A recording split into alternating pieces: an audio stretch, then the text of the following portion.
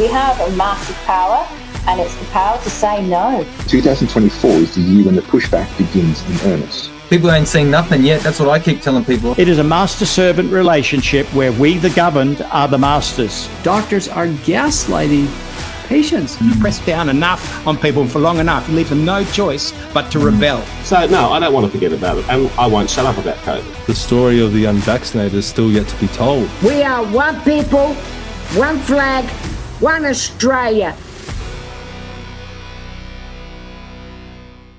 Hi everyone, welcome back to another episode of the XCandidates. My name is Stephen Tripp, joined by Mr. Adam Zara. So we're coming to you a little bit differently tonight. We're not on YouTube because we got banned this week. We had one of our videos kindly just deleted by YouTube. Thank you very much, YouTube, for deleting one of our videos. But oddly enough, Adam, it was this one that we did with Tony Nikolic back in October 2022.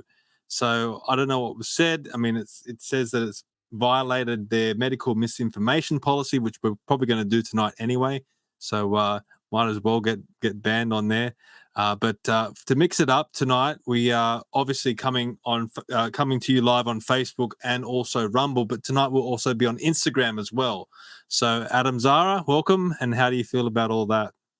Well, you know, it's funny that you get banned when you're actually speaking to a lawyer who's really, you know, well-spoken and, you know, knows what to and what not to say to, you know, make sure that he's covered as well, because it's, you know, his career and his, and, you know, and his face for representing a big company, a big law firm. So that's odd.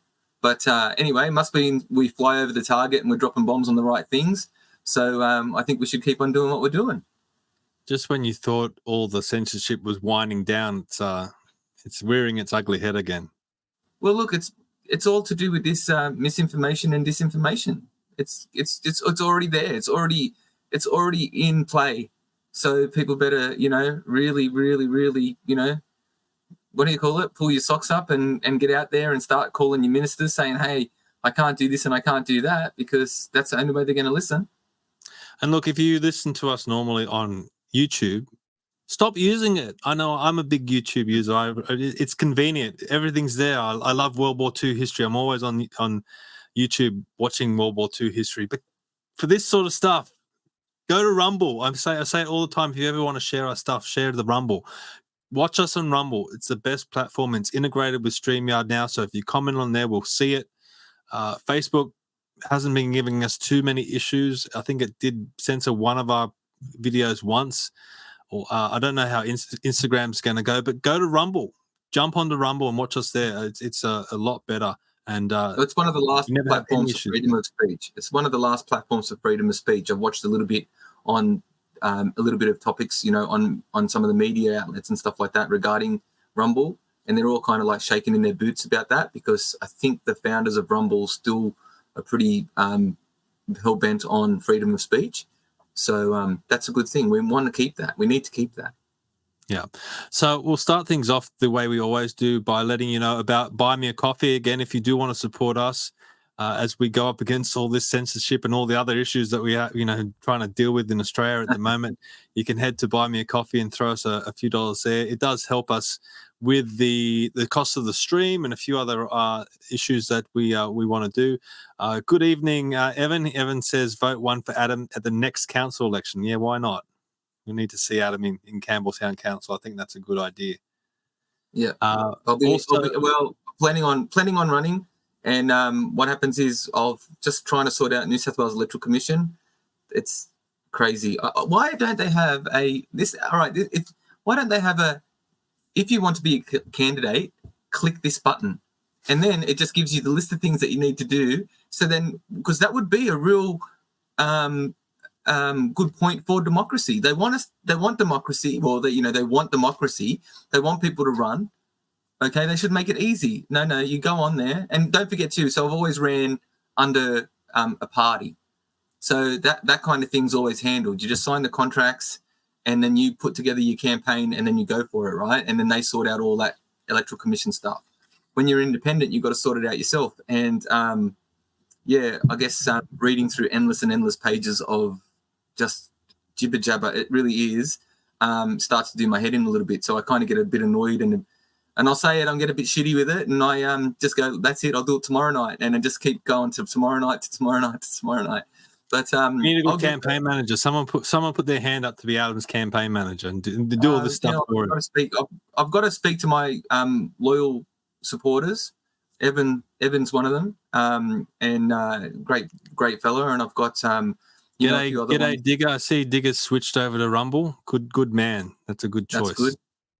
So we'll get the act on, and it's coming up soon. So we better start shifting the gears for the next campaign. Yep. All right. So the next thing we'll let you know about is the T-shirt shop. I got my T-shirt. You can also get, tonight's guest is on there, as we mentioned last time. You can get your Kevin for the Senate T-shirt when it finally loads up. There it is. There.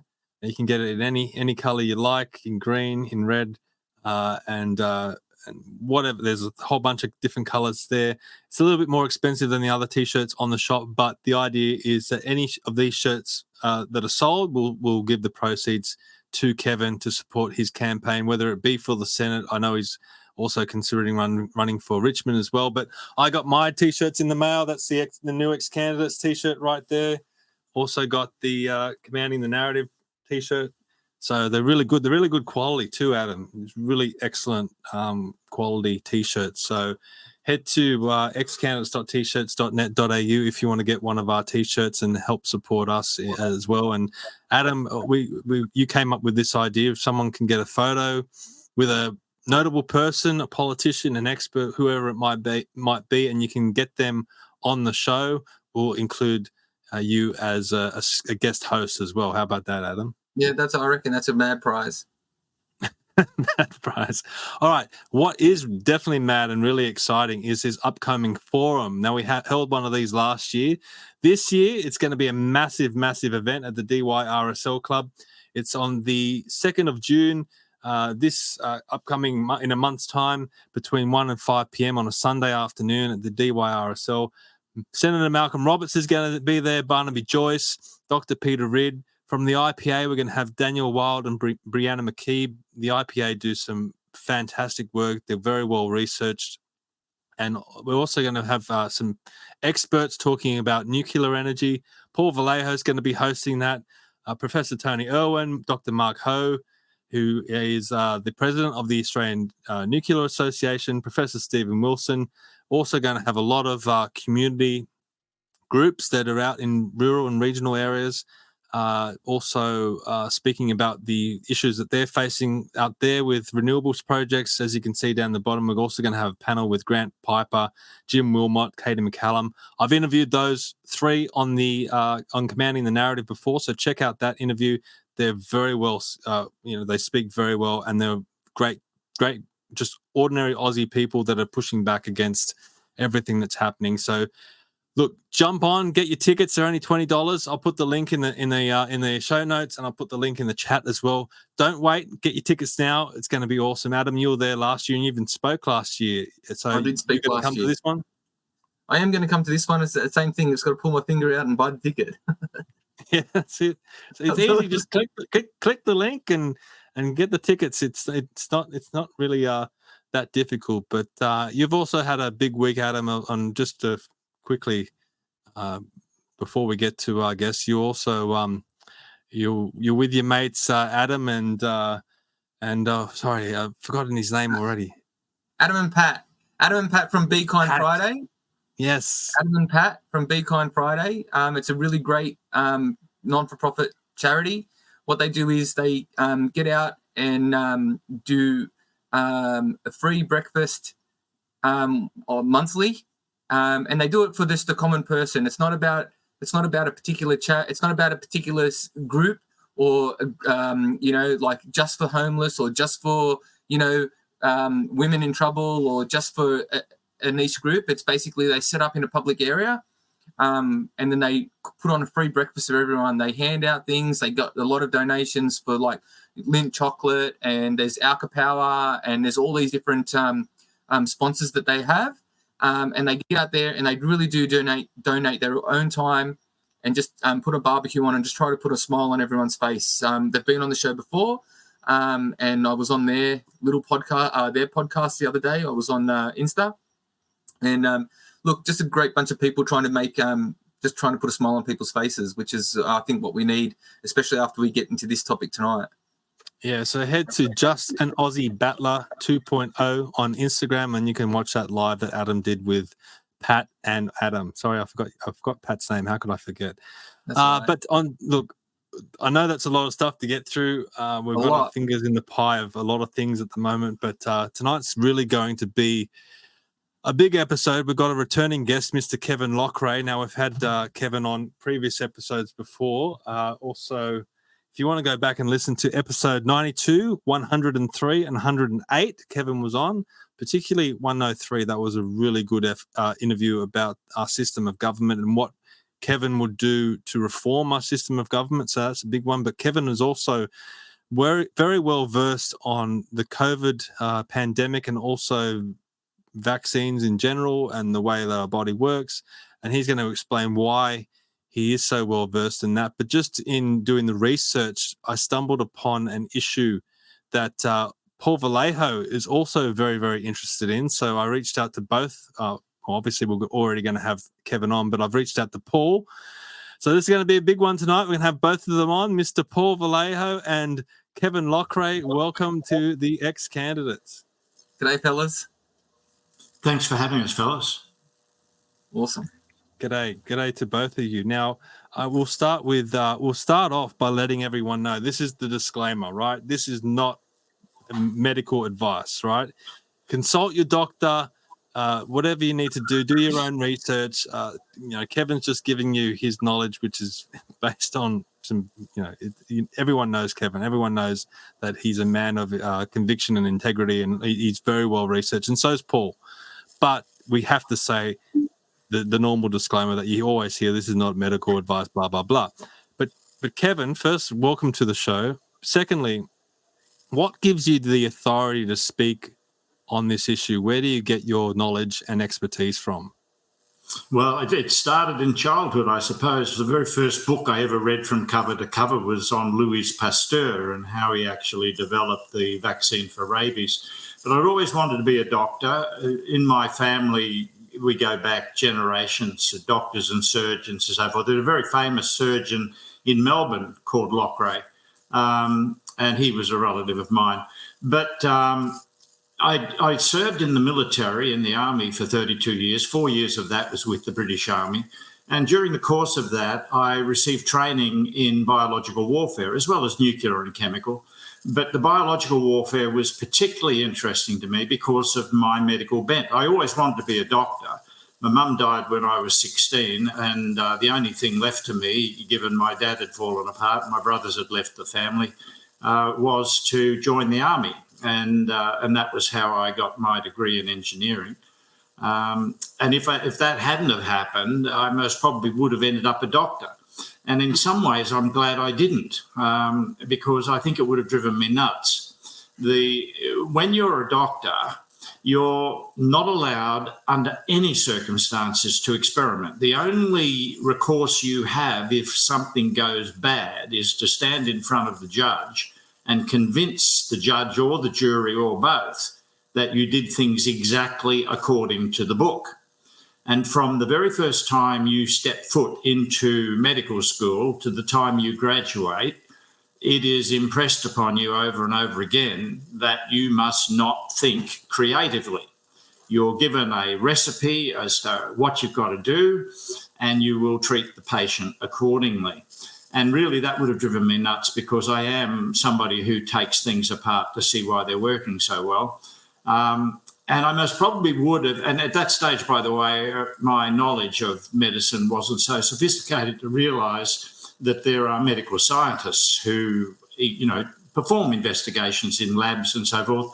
And the doctors are in some ways analogous to engineers. An engineer uses mathematics that have been developed by mathematicians and physics that have been developed by physicists.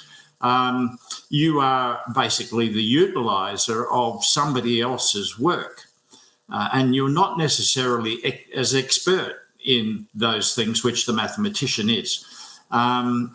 So as a doctor, you're somebody who utilises the medical research. Regrettably, and I was not, I have to tell you quite candidly, I did not realise the depth of corruption of medicine until COVID-19 turned up. And as I dug deeper and deeper into it, I was just absolutely gobsmacked at how ill-informed doctors are, and also how a number of doctors, knowing that what they were doing was wrong, either avoided the problem, and I won't mention these doctors, but I do know some of them intimately well.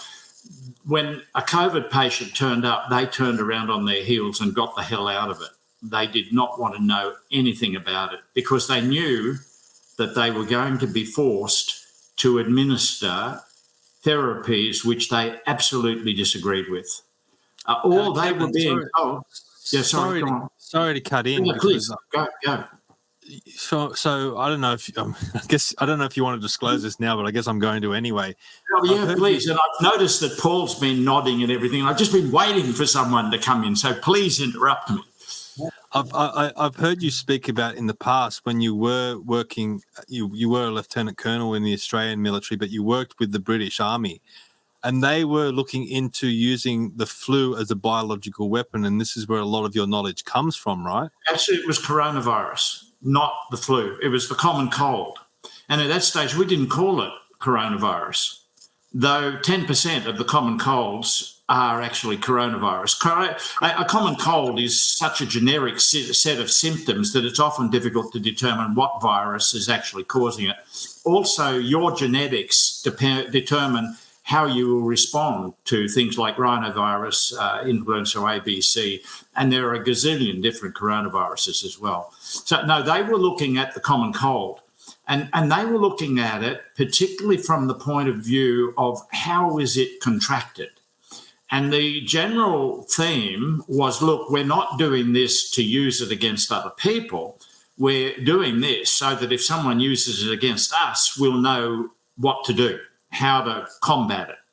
And they were particularly interested, and I found this fascinating, how the common cold is actually spread.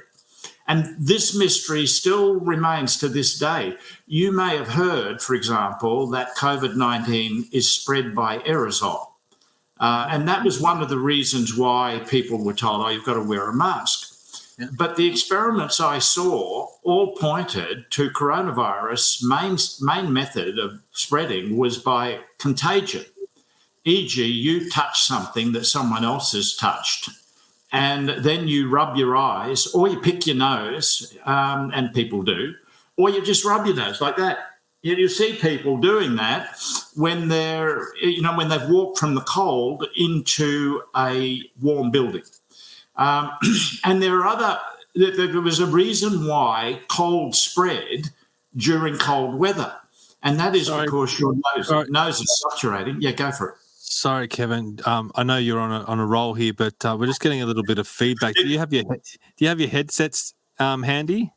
I do. But I, as you know, I don't like wearing them. But can you give that a go? Because it's just, I mean, it's not that bad, but some people listen just via audio, and it can be.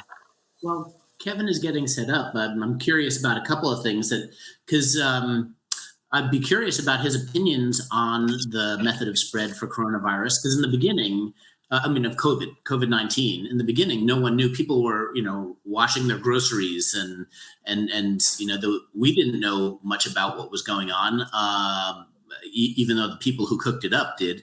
And so I'd be curious to hear what he came to find out about how this virus spreads differently than other coronaviruses. Well, that is a very interesting question. By the way, are you hearing me okay? I've put on the headsets. If you can just pump up your volume a little bit. Or maybe the mic closer to the face, perhaps. How are we doing? Whoops, where is it? I reckon that's better. How are we doing? Is that better? I can up it. I see. That's most probably much better. No, that's way too much. Take it back. Take it back.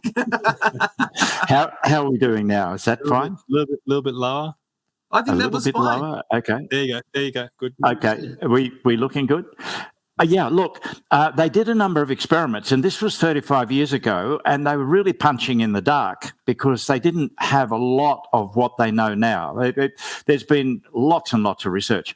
But the very first thing they did was isolate a whole lot of squatties. They had about 30 squatties, and they isolated them on, I'm trying to think of the name of it, but it was in Wales, in the moors there. And first off, they quarantined them for a while to make sure that they hadn't brought anything in. Then they subjected them to a whole lot of deprivation, cold, hunger, excessive exercise, you name it. And not one of them got a cold. And so they came to the conclusion that colds aren't like herpes, that they don't reside inside your body and then erupt when conditions suit. That was the first thing. Then the next thing they did was squirt up somebody's nose a saline solution that had mucus in it, and the person got infected with a cold. They took mucus from a person who was suffering from the cold, and they squirted it up this other person's nose with a saline solution, and they were routinely able to get the person ill.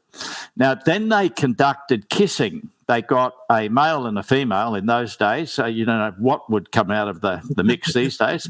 But they had a male and females kissing, and 8 times out of 10, the person who was kissed did not get the virus. And the chap who was looking into this hypothesized that in your spit, in your saliva, you have salivary amylase, and that it's quite likely that on the surface of a virus or attached to a virus is a glycoprotein, which is specific to the receptor cells in the human body.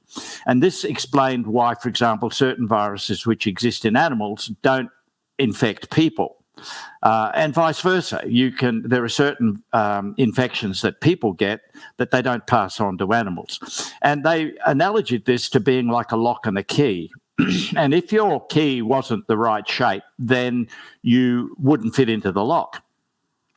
So they came to the conclusion that your salivary amylase actually protects you to a large extent because its whole purpose is to cleave starches, and it destroys the sugars which are coating the virus.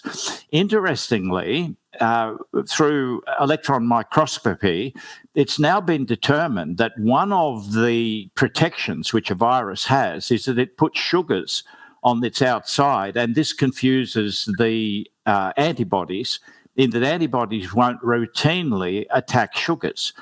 And when a virus is about to... Yes, go, Paul. Paul, do you want to say something? That brings us into a topic.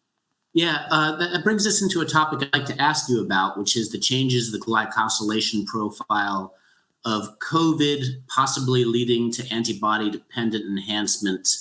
But that's a big topic, and it's up to you guys whether you want to go there now or another time. Let's just what I'll let people know. Okay, well, a lot of this information Kevin's already put on his website, and we've shared Kevin's website before, kevinloughrey.com.au. And if you click on the COVID section, he's got all this data here. He talks about the average age of death, therapeutics, why masks don't work, COVID vaccines, and point number 7. This is what sparked Paul's interest, is this antibody-dependent enhancement. So it's if anyone wants to, if we're skipping ahead of people's knowledge, go to Kevin's website when you're not listening to this, and you can play catch up there. He's talking about the importance of vitamin D, the importance of zinc, the role of quercetin. So all that stuff is very, very important and interesting. But I guess this antibody. I could do we could do a little bit of background that talks about there are different kinds of viruses, and please, Kevin knows more about this than I do. There are DNA viruses and RNA viruses. The DNA viruses won't mutate as much; they have a self-correct mechanism in the DNA. But the RNA viruses are highly mutable, and a lot of times the way they change, the way they mutate, is to change their shape by adding glycosylation areas, and the body's ability to respond to that has got many layers. And antibody-dependent enhancement is the idea that under rare circumstances, but there have been some, and it's even been acknowledged by Tony Fauci, is that under certain circumstances, you can get a vaccine that produces an antibody response that will make you more susceptible to either catching the disease or the severity of your disease. And that is a known possible consequence of vaccination at times. And did I get that right, Kevin? Is that right so far? You did. Look, there's another way of explaining that too, and that is that if you receive a certain approach, which in this case was using the S protein as being the antigen, then you are actually programming your body to be looking for that S protein. And when another virus, a mutation of the virus turns up and the S protein is slightly different, your body will not see it. That's what and it's along exactly the lines you're describing. And by the way, you're right at the edge of my knowledge. I'm not a virologist by a long stretch of the imagination. And I suspect, if the two of us were to put our heads together, we would have a lot more knowledge than we have separately. But the points you make are valid ones. The first one is a DNA virus typically goes into the nucleus of a cell and basically then expresses an RNA strand which is used by ribosomes to create a new viral particle. When you're talking about an RNA virus, now there's a lot of controversy about this whole thing as exactly how they get in. And there are two lines of thought. One is that the RNA virus latches onto an ACE2 receptor and then squeezes its way into the cell holus bolus. I'm not an adherent of that belief. And in fact, it just doesn't measure up with a whole lot of other sort of information that I have in my head. What I believe is that the S protein reacts with glycoproteins which are inside the ACE2 receptor. There is a chemical reaction, and the consequence of that is that an RNA strand which is inside the nuclear capsid of the virus makes its way into your cytoplasm. Once it gets into the cytoplasm, it then goes through a number of steps, which involve eventually RNA-dependent RNA polymerase to make the components, which are then fed through the polymerase to basically produce the four components of the virus, which then reassemble, latch onto a lysosome. I've seen experiments which have been done to try and work out how this type of virus, actually exit the human cell. And it all points to the virus latches onto a lysosome, and the lysosome actually then exits the cell, and then they separate. What do you think, Paul? Do you mind if I interrupt you? Go for it. In terms of seeing how this goes to a practical consequence of what may or may happen in the future, this idea of antibody-dependent enhancement, one of the things that kind of keeps me up a bit at night, is the hypothesis of Geert Van Den Bossche that even though currently we don't see a great deal of COVID-related mortality, and that basically his view is this is the calm before the storm, as immune pressure on the virus is going to lead to a increase in virulence. Is this a hypothesis that you've followed at all? I saw on your website that you have followed it to some degree, and I follow it, but I can't evaluate it. I consider a lot of things an open hypothesis until there's either evidence for it or evidence of disconfirmation. On this particular hypothesis, if it comes true, it will change society. And I'm hoping it doesn't, but he's quite confident, and he's given dates of by the end of June, he's very confident that it will occur. Have you followed this hypothesis much? Okay, Paul, they're saying you need to turn up your volume if that's possible. Is there a way you can do that? Okay. I'm hearing you perfectly clearly, by the way, Paul. So don't be concerned. I'll do it I can probably do it at my end, but I'll try. We'll try that. Just do a test, Paul. Oop. Test. Now? Is that better for people? Testing. I think that's a little bit better. Yep. Antibody dependent enhancement. Geert Van Den Bossche. Look, there are so many different dimensions to what you've just touched upon, and I'll try to go through some of them and still keep the audience interested. The very first one was when I started having issues with grandchildren being jabbed against my wishes and stuff like that. I was in contact with Professor Dr. Peter McCulloch. He and I corresponded fairly regularly, and in fact, he signed that letter which I sent to the Prime Minister and so forth. Have you seen that letter, Paul? I have not seen that letter, no. Okay, well, Stephen could most probably organise for you to have a look at that. You'll find it very, very interesting. Anyway, Professor McCulloch came back and said, look, I wouldn't be terribly distressed, Kevin, because the human immune system is highly sophisticated compared to animals. The animal experiments, by the way, all the animals had died. And that's why I was sort of saying, hey, am I going to lose my grandchildren, et cetera, et cetera. And Peter said, no, so long as they don't go into the boosters, there's a good chance that they'll be okay. The next dimension to this is that about 70% of the vaccines, or so-called vaccines, I hate calling them vaccines, but 70%, there's Peter's signature, along with Tess Laurie and Dolores Cale and a very good friend of mine whom I have a terrific regard for, Dr. Robert Brennan. I also, by the way, greatly admire Dr. Mark Hobart, if I can give a plug for him as well, and anybody who can donate money to him and assist him in his struggles, I'd be most grateful. But anyway, so that was one dimension that, look, the human immune system is extremely sophisticated and complex, and so there is, if it's going to happen, it could happen gradually. And that brings me to the next little facet on this diamond, and that is the Cleveland Medical Clinic of Ohio actually did a data analysis of over 50,000 patients. And if you go to my webpage, once again, Stephen, you will find that there's a graph there that shows a very strong correlation between the number of doses you get and one's proclivity for contracting COVID-19 and dying, and naturally dying from it. And that touches upon what you're talking about, Paul, in that it would seem that the more injections you get, the more programmed your immune system becomes in terms of its inability to see the virus and to properly dispose of it, neutralize it. There could be other factors which are entering into this as well. They have discovered now, there it is there.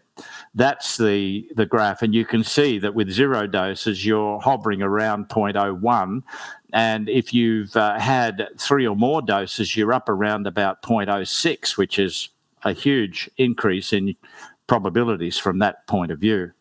But yeah, so it is possible that S protein is also now embedded in the endothelium of your microvascular system, and you've got all sorts of interesting health issues which are impacting adversely on your body's ability to do anything. And Paul, if I'm not mistaken, you were on with Steve and Josh, weren't you? Was Josh on with you? Yes, that's right. Yes. And I tell you what, I was riveted. I was listening to what he was saying, and I understood what he was saying. And my problem was I could never repeat it or remember it. It was just coming so fast. And I would have loved to have sort of sat down there and taken notes, because it was just gold, what that chap was coming out with. But look, coming back to it, as you would gather from Josh, there are lots and lots of complex organic reactions that are going on within your body, and giving somebody a vaccine is really, really foreign to your body. It is a foreign system of they call it immunization. But I've had more vaccines than I can count, because I was in the military and I was sent overseas about 4 times. And every time I was sent overseas, I had to line up for injections. I've now become really askance about vaccines generally. I don't believe, particularly this one, I don't think it actually gives you a high level of protection. This is another facet of the diamond, in that you're only being exposed to one antigen. Now, if you were exposed to a protein-based vaccine, and I'm not suggesting for a moment that they're safe, but if you were exposed to a protein-based vaccine, your body is experiencing a wide range of components that make up that vaccine. Each one of these components are called antigens, and your B cells will then construct antibodies on the basis of these foreign proteins.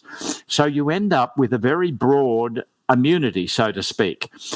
The S protein on, for example, the coronavirus, I believe to be highly mobile. That is to say, it rapidly mutates, whereas other aspects, other components of the coronavirus are not so mobile. And that would explain why people who have suffered COVID-19 naturally have a significantly superior immunity to further infection and a much better outcome. You know, like if they do get it, and you will get it, then they recover within a day or two. Whereas those people who have been injected, they can suffer for long periods of time and even die. You were going to say, Paul? Yeah, I do recall a paper where people who are vaccinated showed a reduced ability to form antibodies to the nucleocapsid, the more conserved domain of the virus. Whereas people who are exposed to the whole, naturally infected to the whole protein, could form good antibodies to both the conserved domain and the variable domain. So your ability, being injected with just the one spike protein, it actually reduces your ability to form a response to the rest of the virus. And like you say, what you've been injected with changes rapidly, and you have what's called original antigenic sin. That your body keeps on trying to recall portion of the spike protein, so it really does kind of hamstring your immune system in a lot of ways. I would still love to hear your forecast for the coming months in terms of that paper or the letter you got from Peter McCullough, and what that means, because I'm trying to figure out how to prepare for the next few months if Geert's right or not, and I think you've given me a bit of reassurance that at least for many people, it's not as serious as I might fear. Is that correct? That is correct. For starters, 70%, the quality control of these injections was so lousy. It's hypothesized that up to 70% of them didn't work at all. Then you have the business of there are 5 doses in a vial, and these vials had to be kept at something like minus 67 degrees Fahrenheit in order that they weren't denatured.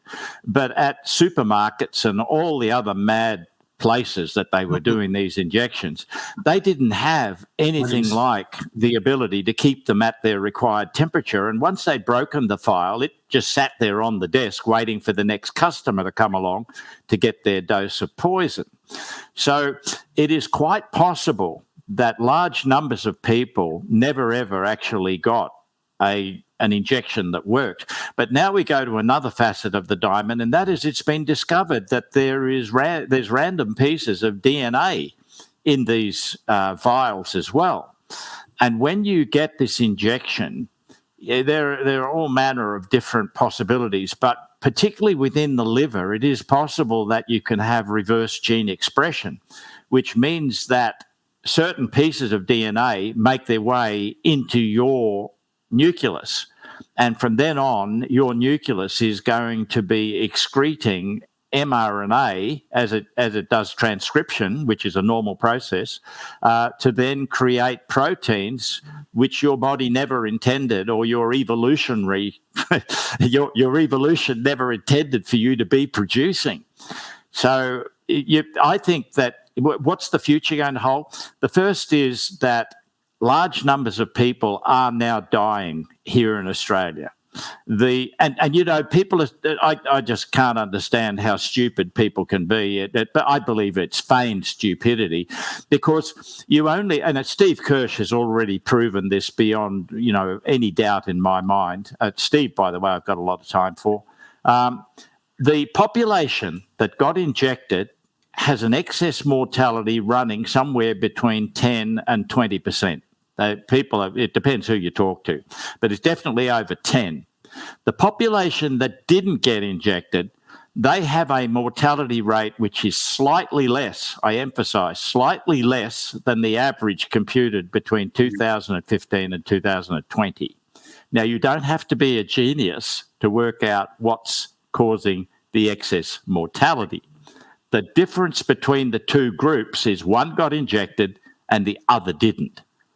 That's just mind-boggling and buggering to me, that people would still say, "Oh, I wonder what's causing this." Well, funnily enough, it must be climate change. Well, climate change is one, but it's funny about that. AstraZeneca pulling their product off the market, or being forced to pull their product off the market. I mean, that's almost an admission in itself. And you know what? I want to get this out because it really pees me off as well. Is that AstraZeneca was pulled because of it says rare side effects it may cause, but the way it's been read and the way it's been written, it's saying that they're saying that AstraZeneca may cause, or in a rare case it may cause, but what it's actually doing is causing rare side effects in people. So what happens is it's commonizing a rare side effect. So, i.e. the blood clot, which is rare. A blood clot, from your hip down to your ankle, is quite rare in humanity, right? So you might not see that very often. Okay, so it's a rare side effect, and that could probably come from they might have seen it before in previous vaccine trials, or through a virus, or whatever. A medication. To help if you've got hemophilia where you bleed a lot, and they're trying to give you a medication to stop you from bleeding, and then it causes blood clots, excessive blood clots, right? It's a very, very rare symptom. So what they say is that, it may lead to rare side effects. Well, what it's doing is causing rare side effects in a lot of people. It's not that it's rare that it happens. Okay, so word game. Words to get people thinking, hey, it's not so bad. It's a rare side effect, blah, blah, blah. No. It's causing rare side effects in a lot of humans. That's why it's being pulled from the market. So, Adam, that's it's like how McDonald's created a company called 100% Australian Beef, just so they can say they use 100% Australian beef, right? That's just like why the Federal Reserve is called the Federal Reserve, thinking that you own the money, but you don't.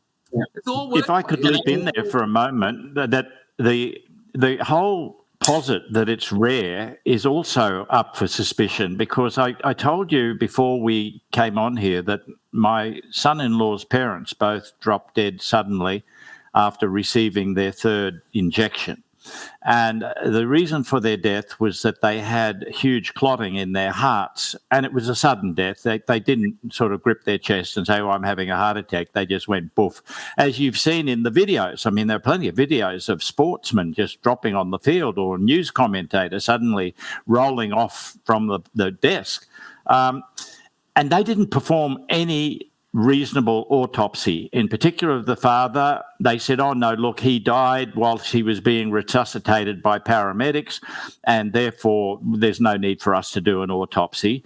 And any autopsy which people have been doing, they're not using the Burkhardt protocol. Now, the Burkhardt protocol requires that you do histological examination of the pericardium and myocardium, and you look to see whether there is S protein with an absence of nucleocapsids. If you've got an absence of nucleocapsids, it couldn't possibly be the virus that had caused the condition. It was the S protein.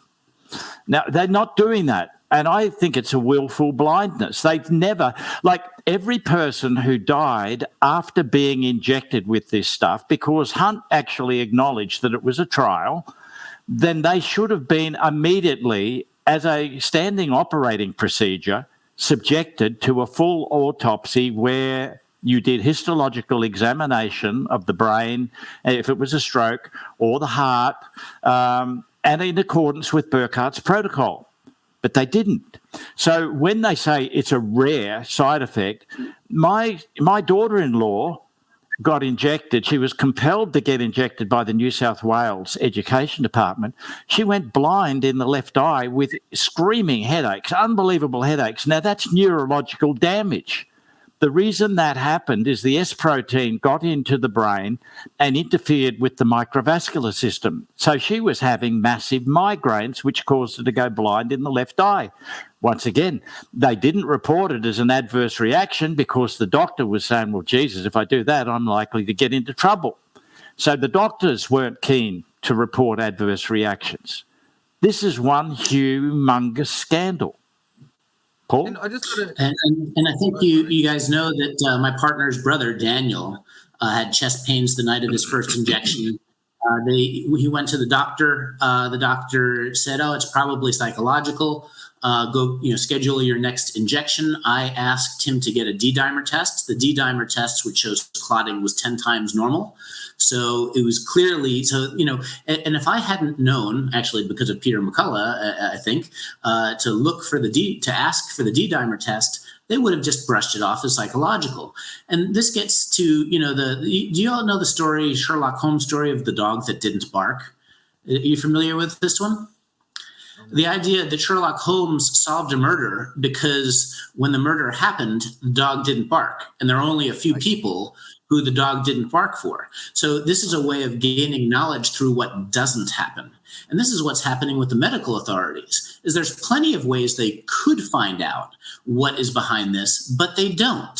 And so it's actually not in a lot of cases, the evidence of that they know, but what they choose not to investigate tells you what you need to know about the situation. Yeah, that it was all a massive fraud, folks, and it's poisoned everyone, and no one wants to even admit to it. They don't want to find any information that could be actually proven or show to prove that it's poison. Kevin, but I've got to get back. I want to get back to something here, though. So. Because what happens is we've broken off in a few different directions and I don't think, Kevin, you've been able to complete everything, which is okay because it's just the way it goes, right? But we're talking, what about this exhausted T cell? Because what happens is, I saw another interview recently. So what happens is you have your first shot, your second shot, and your booster, and then they've been finding, and this touches on what you were saying, Paul, about people being more vulnerable to to getting sick and to the virus, because what happens is, and I believe we've talked about this before, I think with Dr. Peter McCullough and stuff like that, which is the IgG4 and all that kind of stuff, okay, where the injection, obviously it alters your immune system, okay, and then it makes your immune system start to work in overdrive. And what they were finding is that, after multiple shots, the people were getting exhausted T cells, which means that they had no immunoresponse to the virus at all. Okay. And then what happens is then that's where it starts to start to convert to IgG4, which then is like an anti-rejection medication that we give to people who have had kidney transplants, heart transplants, lung transplants, things like that, because the body knows that it's not meant to be there. And as Kevin was touching, that we have one of the most complex immune systems of all species on the planet. And what happens is the body will reject a new organ that's been donated by a person into another body. So then we want to suppress the immunoresponse, so then it triggers like an IgG4 where the body doesn't want to fight itself. So, but what the multiple shots are doing is starting to create that immunosuppression and allowing people to get really, really sick and die from it.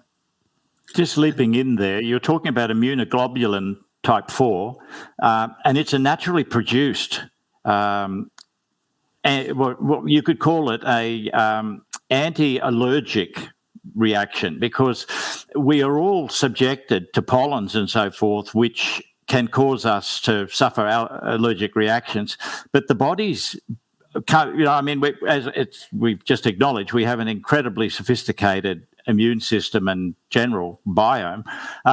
And the body will produce over a period of time. If you're constantly being exposed to this allergen, the body will produce IgG4 to suppress that reaction. And when people have had numerous doses, they're finding their IgG4 is going up. And that's not good, because it means that your antibodies will not recognize an infection, and they'll just think, oh, no, that's just the normal stuff. Let it go through to the keeper, and you're dead. And that comes back to Paul's concern that in the future, we could be looking at a big die-off.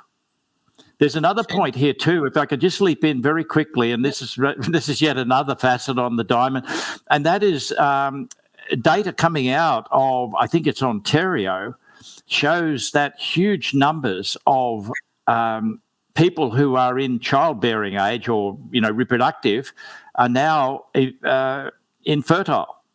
Their fertility has dropped right off off the pier. So that's yet another aspect of what's going on with these injections. Well, this was a big controversy about the lipid nanoparticle and the technology that they were using, because they knew that that would spread through the body and actually settle in slower moving where the blood slows down as it passes through certain parts of the body, such as ovaries, testes, and things like that. So to see that fertility rates have gone down, not to mention that there was a big influx of women going to hospital with, vaginal discharges of bleeding and things like that. That's right. When they weren't in their particular cycle. Okay, and I've seen. I was watching something recently about this, and that was concerning from the start. The fact that they knew that once it didn't stay obviously in the arm, which they knew it would never do with the lipid nanotechnology anyway. So that was another lie, that it was settling and sitting in the reproductive systems of the human body, and that we haven't seen the extent of the damage that is going to cause. And now you're saying that fertility rates are even plummeting off. Because they have socialized medicine in Canada, they've been able to get very accurate data. And Naomi Wolf has been most vocal about this. But look, I'd like to just leap in on something else there. The AstraZeneca and the J&J vaccines used, I hate calling them vaccines, let's call them injections. The injections, AstraZeneca used a chimpanzee adenovirus, and J&J used a human adenovirus as the vector for carrying the mRNA into the cytoplasm. So it's just as bad. I mean, you cannot stop an adenovirus vector from going throughout the whole of your body. The truth of the matter is, when you get injected, this stuff then makes its way into your circulatory system, and it will go anywhere. And the amounts that they gave, you're talking like billions and billions of cells. It's just gobsmacking. Avogadro's number, 1 mole, is 6.02 by 10 to the 23rd. Figure that. I'm talking like molecules. You just get a fraction. You only get a couple of milliliters of this stuff, and it's massive, the number of molecules that course through your body. You were going to say, Paul? Isn't it the case, though, that the lipid nanoparticle encapsulation has a unique set of problems compared to the J&J and the AstraZeneca, in that, it's more easily passed into cells to reverse transcribe into nuclei. I guess you'll also get a different bioaccumulation for the lipid nanoparticles, because it'll go where it'll concentrate wherever fat concentrates.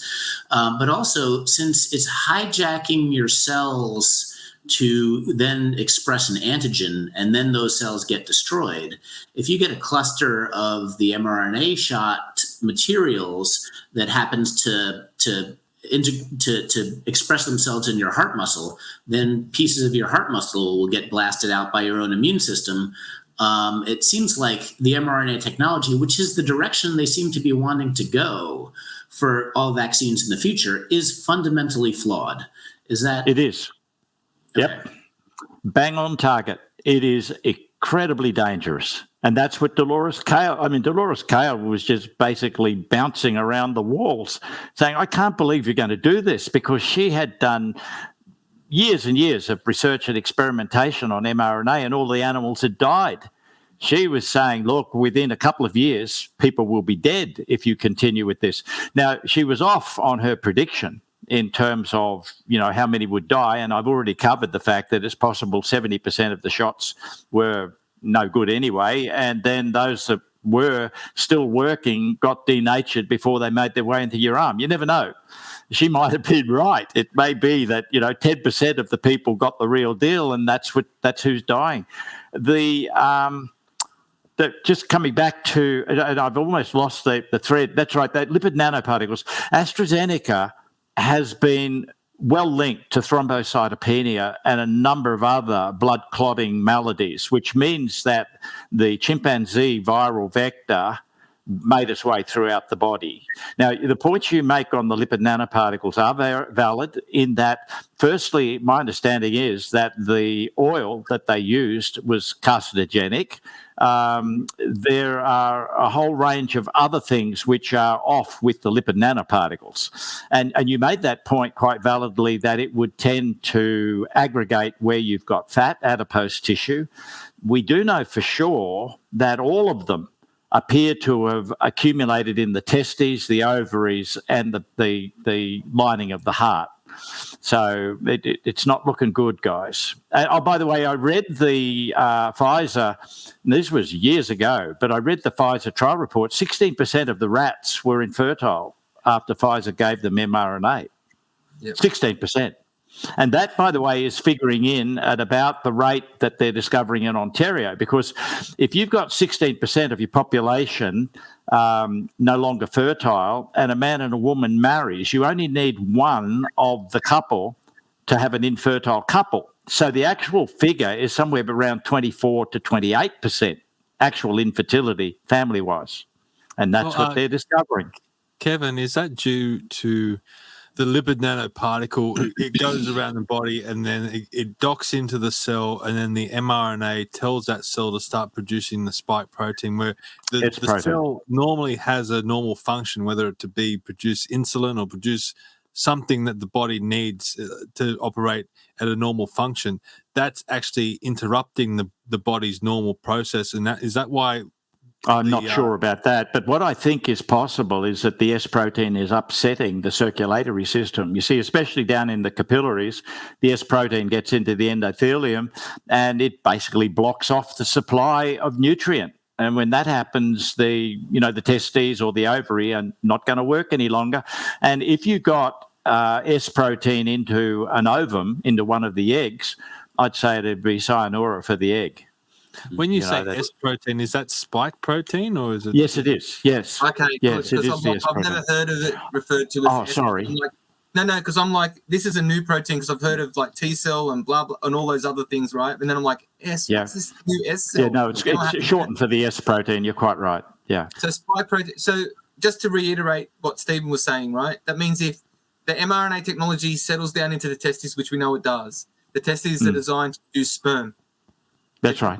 What happens is the mRNA technology is telling the sperm now, your testes, not to produce sperm, to produce spike protein. I don't think that's possible. I don't think that would be happening. No. I think the cell will still carry out its function. It's just it can't carry out its function if it's dying or it's struggling for nutrient.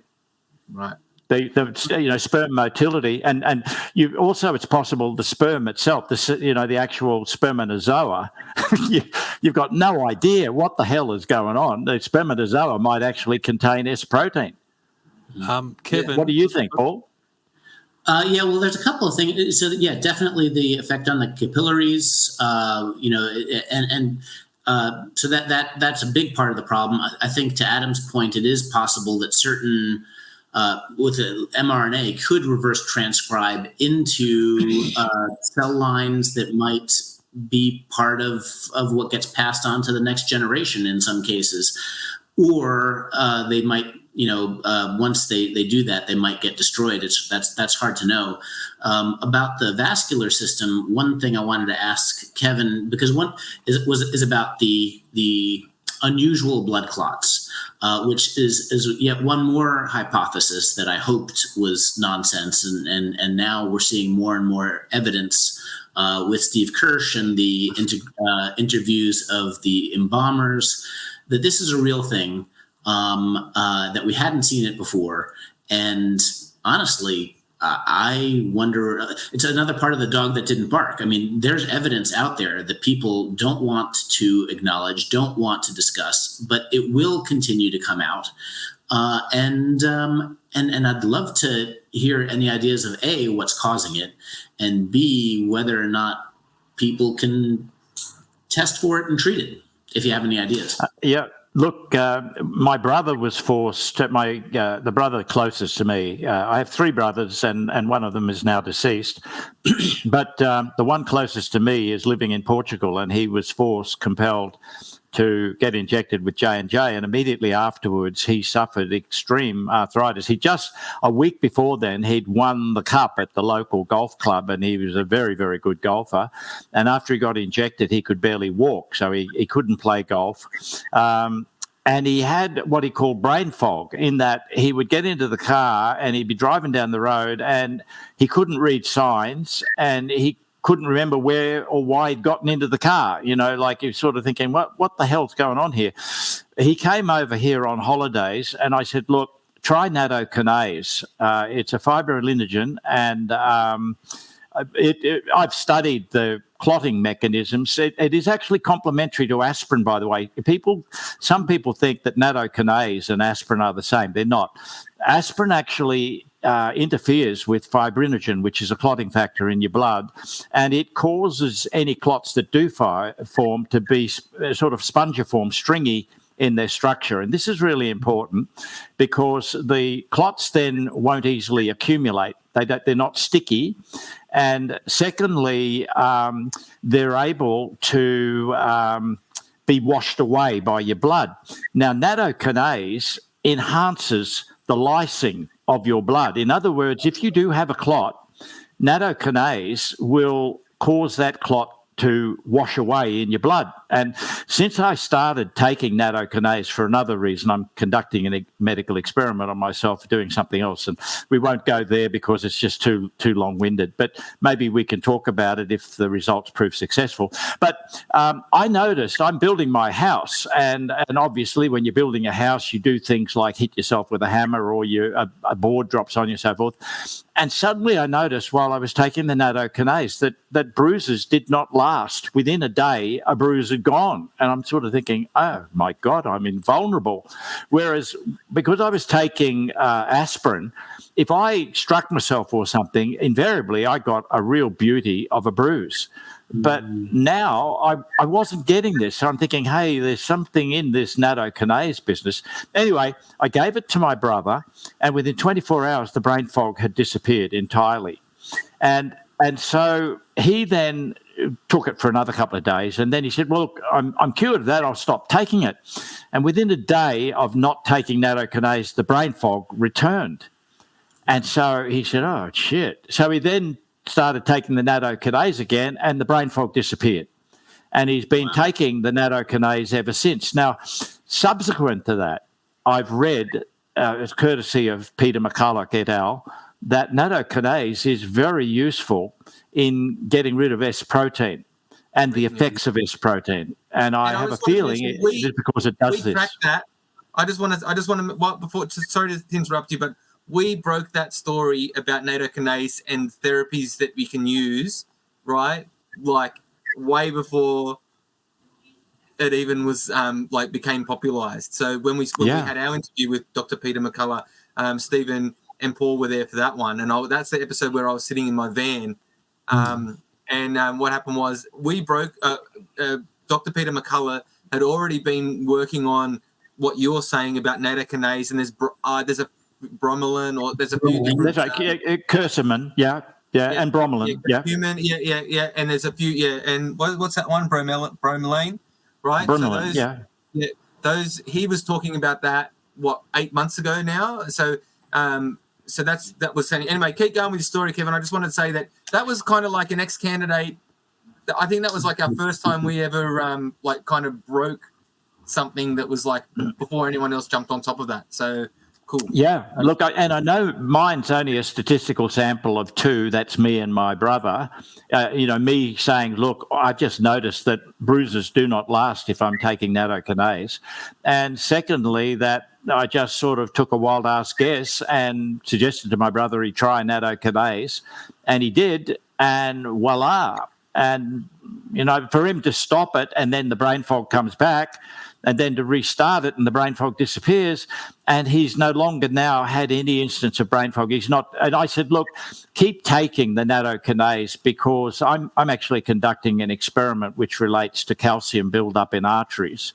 And nattokinase in combination with vitamin D and vitamin K may actually be beneficial in reducing calcification of arteries. And we'll see. I've been doing this now for 3 years, and at about the 4-year mark, I'll take another CT scan and do manipulation of the DICOM file to see what the calcification of the arteries is.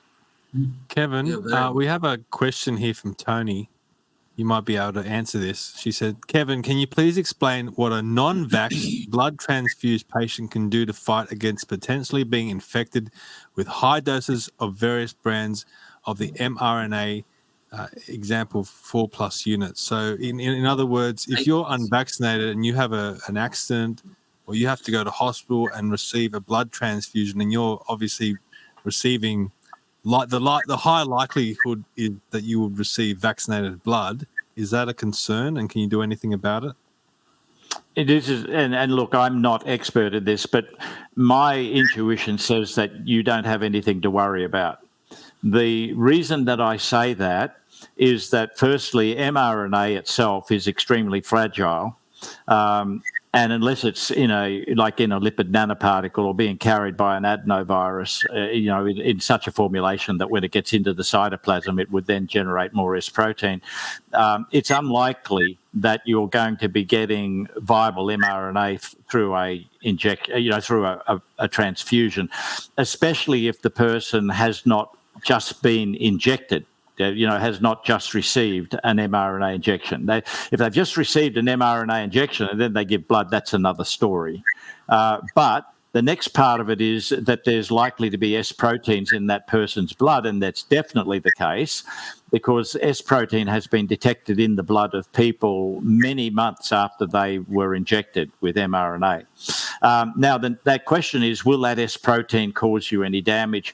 And the chances of it doing damage to you are most probably low. And the reason I say that is that for the S protein to really do a number on you, it has to get into your cells.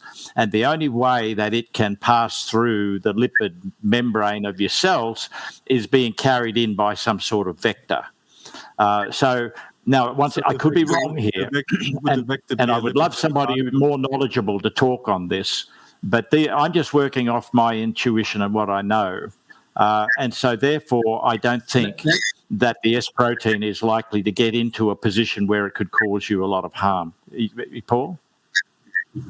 Your thoughts? Yeah, I mean, that's my sense of things as well, is that if you had the lipid nanoparticle getting into your system, then it could set up shop and damage things all over the place. But having the spike protein, by the time the blood is coming into your system from someone else, the mRNA would have already been absorbed by the host. And yes, you, like Kevin says, I agree, you'd be getting circulating spike, not in very high doses, but your body will have the ability to clean that up. That's where you could take things that bind to spike protein, nattokinase, ivermectin, and also introducing habits that produce autophagy, intermittent fasting, doing a bit of maybe like a water fast for a day or two to kick in your body's recycling mechanism and get rid of the garbage that you don't want in your system. But I would think that is a handleable problem, as opposed to having the mRNA along with the DNA contamination integrate into your cells. That is a much larger issue. Yeah, that's an excellent question that Tony asked too, because you see, when you get a natural coronavirus infection, your macrophages break up the coronavirus into its various components, and these things become antigens. So you've got S protein floating around your body when you've contracted a COVID infection naturally. And this is really, really very important, because it puts a lie to the suggestion made by people who are trying to deflect attention away from these injections that the actual infection by coronavirus is causing all of these maladies. I suggest it is not. An S protein external to your body cells won't do much harm. It's when it gets inside your cytoplasm. That's another story, because all of a sudden you've got this foreign protein inside your cell, and you've got your immune system wanting to destroy the cell, hence the inflammation, the myocarditis and the pericarditis, and God knows what's happening in the liver, the kidneys, the ovaries and the testes. But it's when this stuff gets inside your cytoplasm that you've done something really, really atrocious. And I can't understand how the hell any sensible person would have even countenanced doing what they have done. This is just right. This is just stupidity. Yeah. Kevin, along those lines, we're talking about receiving a blood transfusion, but we're hearing a lot as well about vaccine shedding. Is there S protein shedding? Yeah. Is there a danger for the unvaccinated with shedding from the vaccinated? Okay. No, actually, there's some good news in that too, because we've got such a wonderful immune system that if someone sheds S protein, you're going to get sick, no question of it. You'll become ill, but you will develop a proper antibody response to that S protein, those fragments which are floating around inside your body. It can only do you good. The more exercise your immune system gets, the better. The beautiful thing about contracting this disease naturally is that your mucosa gets exercised. You've got this innate immune system, and the full spectrum of your innate immune system gets exercised. And then if your innate immune system can't knock it over, and by the way, if you're taking lots of vitamin D3, the chances are the adaptive immune system will never have to worry about it, because your innate immune system will have whacked it before it got through the gates. But if it got into your blood after that, then your adaptive immune system then gets a thorough workout as well. And we know from experience that the more you work your immune system, the stronger it gets, so long as you're not doing something stupid like putting in a uni antigen into your cellular material. It's just nuts. It's a crazy thing. Can you talk about the importance of vitamin D, zinc, and quercetin? Yeah, absolutely. Look, as a starting point, there is a very strong correlation between general good health and vitamin D. And what's more, there are now a number of studies coming out that indicate that vitamin D could be actually a curative to a number of problems, so especially those which relate to your bones, to calcification. Like, for example, if you develop a calcified lump on your heel or on the front of your foot and things like that, they found people taking what you would consider to be excess amounts of vitamin D with vitamin K, that these things disappear. But there is absolutely no doubt that the reason colds spread in the wintertime is because we are fully clothed and we are also not subjecting ourselves to the sun.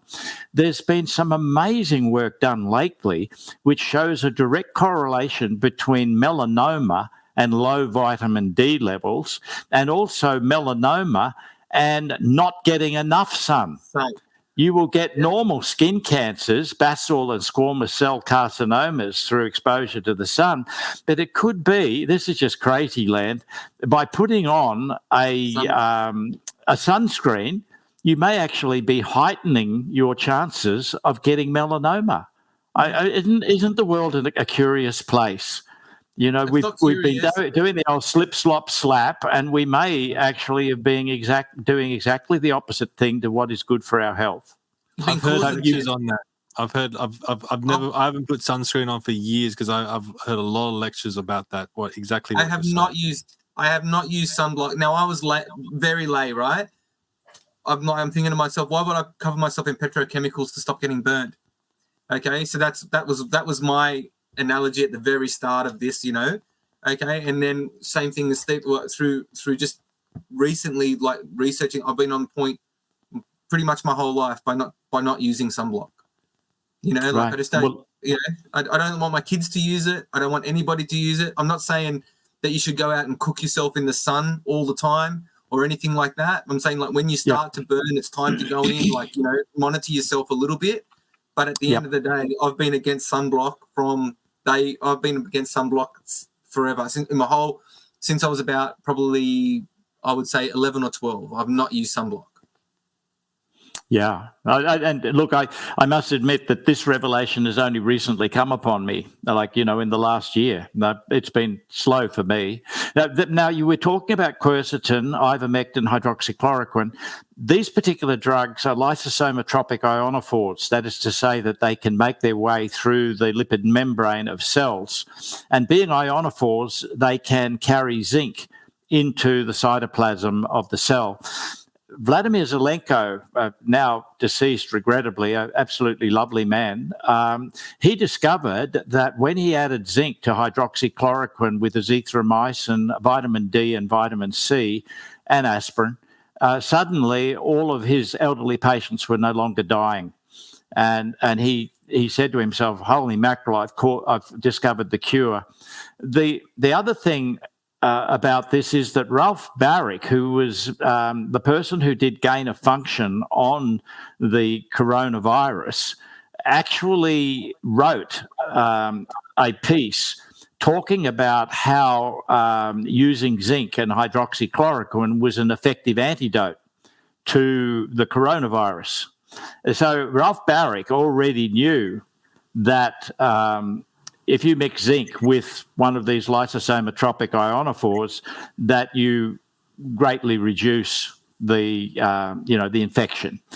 Interestingly, I use quercetin because I can't get hold of hydroxychloroquine or ivermectin easily, and I've found that quercetin and zinc is very effective in knocking over a coronavirus infection in around about 6 to 12 hours.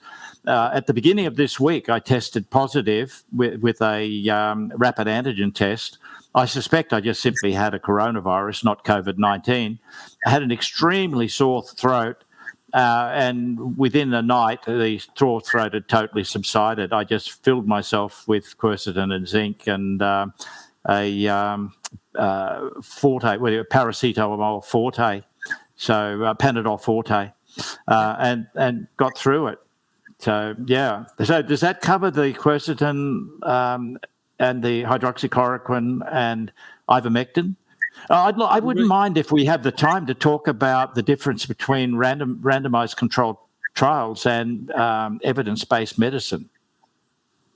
Go for it.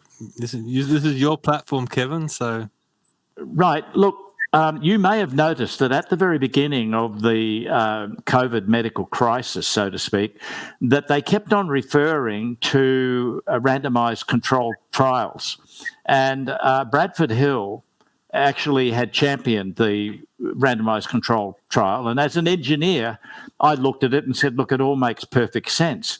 But as an engineer also, I said to myself, look, if I'm in a crisis, I don't have time to perform a randomized controlled trial.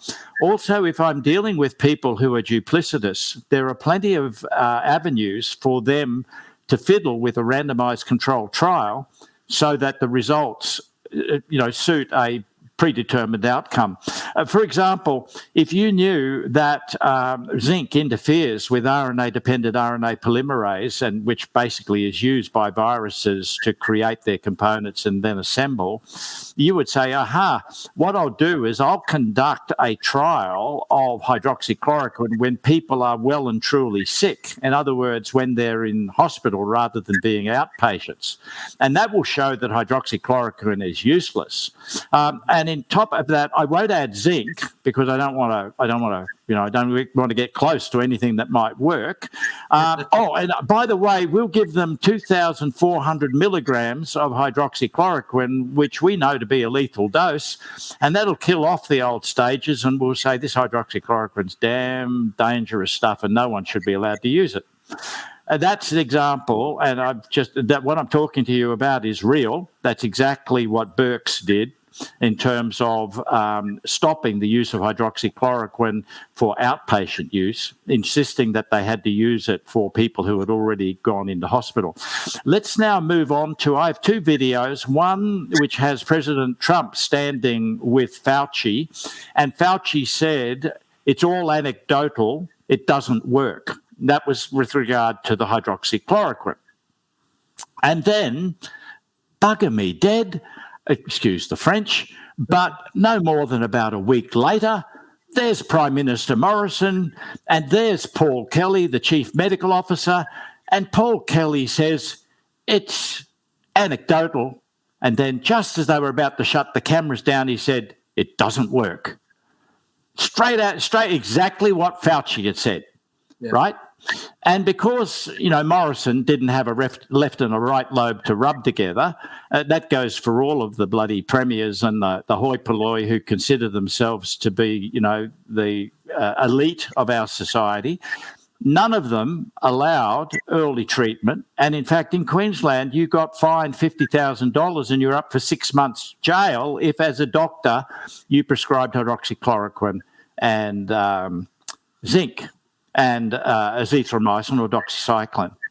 So that's what's been going on. And now we come back to evidence-based medicine. Evidence-based medicine is where you get the doctors to report in a confidential manner the category of patient, the category of treatment, and the category of recovery.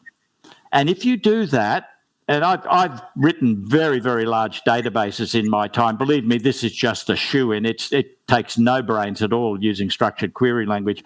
You can immediately, from all of the efforts of all of the doctors, quickly work out what category of treatment is most effective for what category of patient. That's what you can do.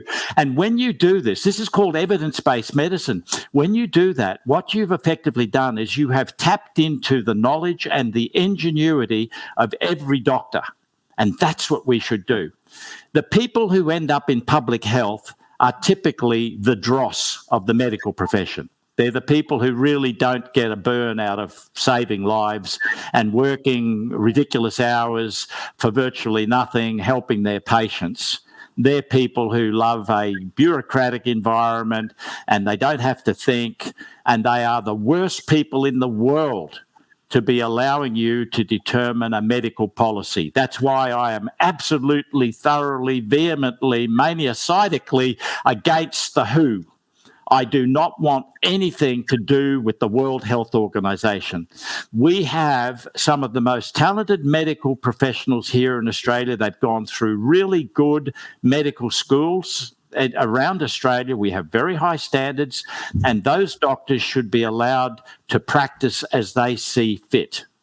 The people who are in public health, I would not feed them the pickings of my nose, and that's a fact. And we've done everything we can to discourage critical thinking. Basically, we have tied the hands of doctors to innovate. The other thing that you pointed out as far as the hydroxychloroquine trials, this really stunned me because I had a lot of respect for the high level scientific journals until I started to cotton on to what they were doing with the trials, testing at the wrong dose, testing at the wrong time, picking a sample size that's guaranteed not to reach statistical significance. That's another way that they've monkeyed with the trials, particularly the ivermectin trials, is what they did is they picked a sample size which was guaranteed not to reach a statistically significant result. And then they would say, well, there was no, then it didn't work. No. There are all kinds of ways you can game a randomized control study in order to not get the result that they don't want to have. And they've pulled all these tricks. They gave ivermectin on an empty stomach, where you need it to be eaten with fat in order to have to accumulate. I was just about to talk about that. I was just you bang on, Paul. Absolutely, please keep going. I'd love to jump in afterwards. No, that's please do it. It's just one of those things where it's not a feature, it's a bug. I mean, it's not a bug, it's a feature.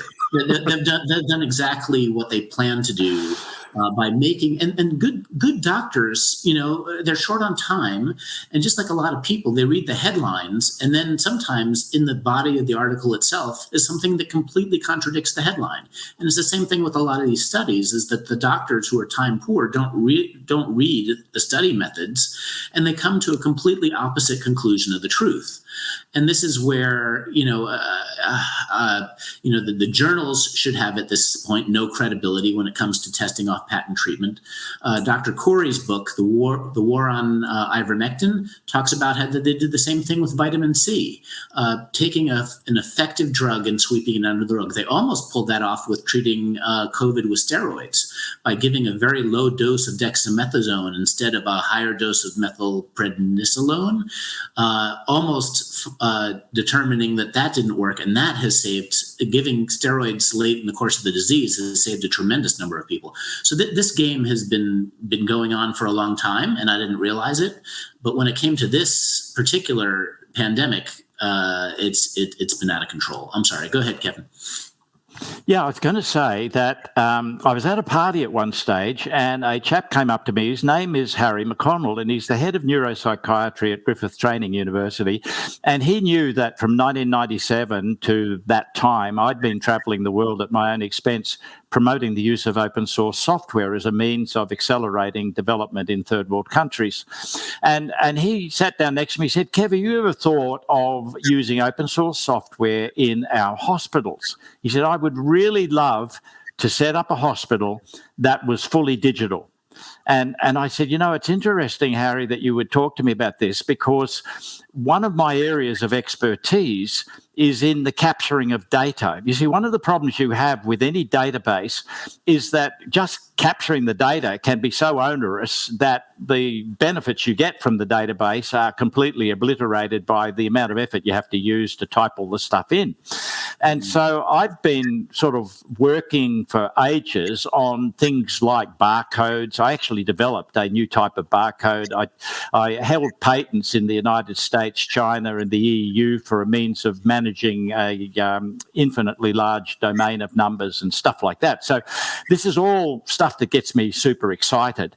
And I could see how we could take a open source ERP, Enterprise Resource Planning System, like Open EMR, it's called Open Medical Records, and we could put it into a hospital, or we could put it into a GP's establishment and so forth, and we could be gathering a lot of data. Now, the point you raised before, what got me super excited, was you were bang on that you can be taking medication. Now, let's pretend for a moment that I want to take ivermectin. I weigh 80 kilograms and I want to take 400 micrograms per kilogram, which means I'm looking at 32 milligrams for a day.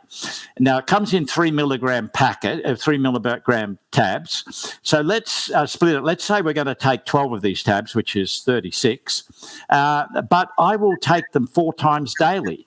Or do I take them in the morning? Do I take them with a meal? Or do I take them with water in between? Do I take a lot of water? Do I take them before I go to sleep? See, now, if I was gathering all of this sort of data, one doctor will, and it could even just be the routine at the hospital or at the nursing home, or the routine of the person who's taking the medication, they will take the medication at certain times. And if we had this database running, we would go, hold on a second, all of these patients they're doing the same treatment, but they're doing a hell of a lot better. How come? And because we're gathering all of this peripheral data, we would then come up with stuff that says, holy mackerel, we can optimize by doing this, or, we take it after a meal or before a meal, we take it at night, or we take it in the morning, and so on and so on. these are the things which can come out of evidence-based medicine, which you will never get out of a trial, because there are just so many permutations and combinations that can alter the outcome of the trial. So, yeah, that's why I arced up when you talked about that. And one of the things, if I ever get elected, one of the things I want to pursue is that we ought to introduce open source software into every medical facility throughout Australia. And if we did that, the software is then owned by the community. And you will have doctors who will have a certain management style, and this software will not suit their management style. So they will go back to the project team and say, hey, look, could you do this little tweak for me? Or, look, I'll tell you one of the things and this is in my head, I want to have an application that when I go to the doctor, after I've left the doctor, I take the medicine and it helps me remember to take the medicine, and I report on my condition.